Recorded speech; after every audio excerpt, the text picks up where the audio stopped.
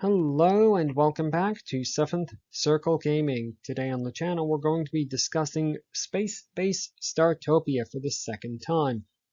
And we're going to be doing this because I really didn't believe that the first video was entirely fair to the game or as complete as it needed to be. So hopefully this will be more complete. Let's get started as always. With full disclosure, pause the video now and read through this at your leisure. And let's move on because we're going to talk about Immersion. The game has still earned a 5 out of 15 for Immersion. And it is still attempting to immerse players into the game world with a third-person perspective. The world is science fiction with some referential comedy in it. The art style is fairly cartoonish. The game also attempts to immerse players into the game world with player agency. Obviously, note in any kind of a city builder game, no two cities are going to be entirely identical. However, and this is a very big however, among other things, one of the options that the game presents players with at the start of the game is the ability to choose a specific narrator voice. And players who are already familiar with science fiction movies and science fiction games are going to recognize some references in that.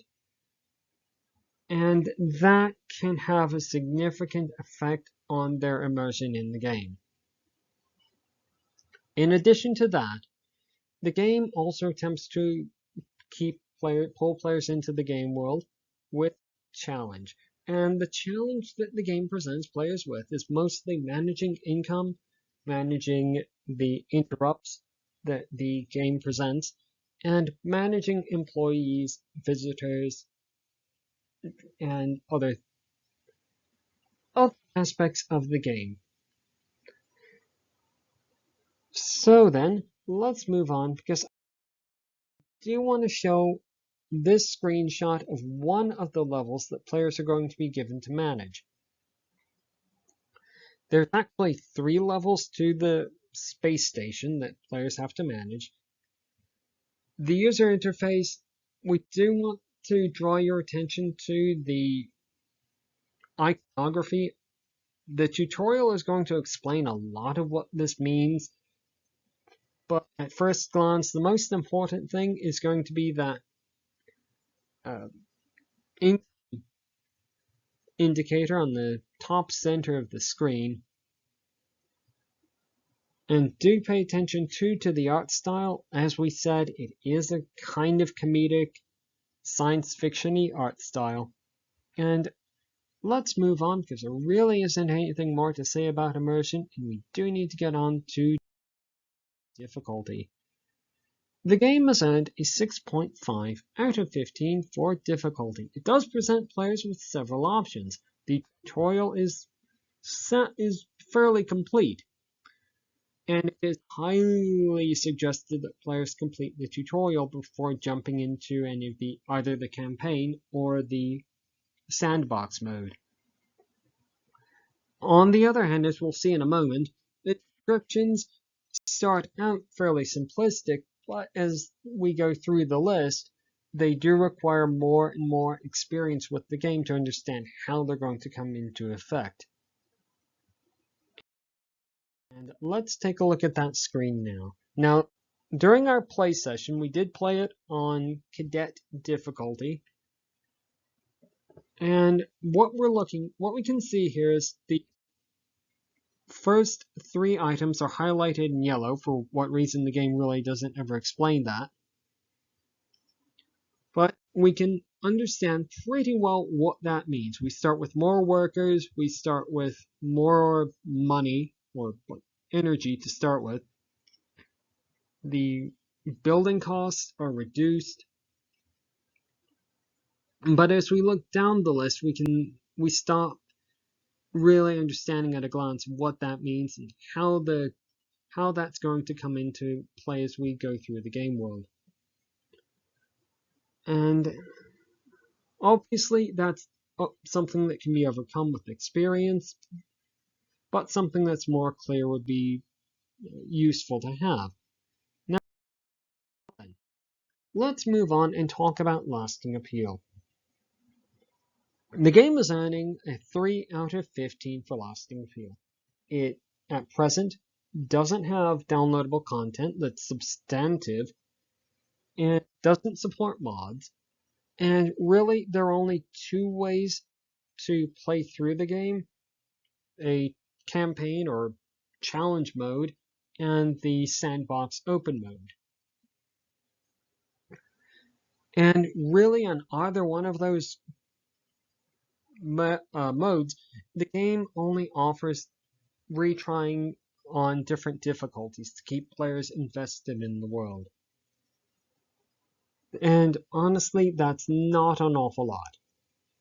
But there are things that are sort of not entirely clear that might keep players invested, keep players playing through the game. And we're going to talk about that now in the final analysis. The game is earning an average score of 4.8 out of 15. And why is that? The game seemingly lacks variety of gameplay modes. As we just said, it's basically only got two that are, broadly speaking, very similar. The game doesn't have any downloadable content that's substantive, and it doesn't support mods. On the other hand, there are two things about the game that are very subjective, but we do want to mention them. This is something that we didn't mention the first time around, and it really wasn't entirely fair to the game to skip this. The voice of the voices that players choose for their narrator in the game can have a significant effect on appeal and the immersion value of the game. And that's why it's so important that we did play through the game with all of the narrators. The voice lines are somewhat different, and they're meant to evoke certain other science fiction franchises or science fiction games whose names might be synonyms for doors, for example. In addition to that, the game, while players may not necessarily find it immersive, the game doesn't ask an awful lot of players, and for that reason, players can find themselves spending a significant amount of time with it,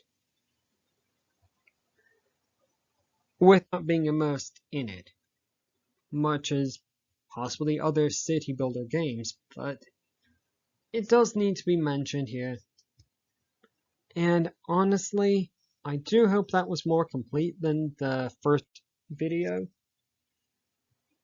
If you did make it all the way to the end of this re-review, congratulations.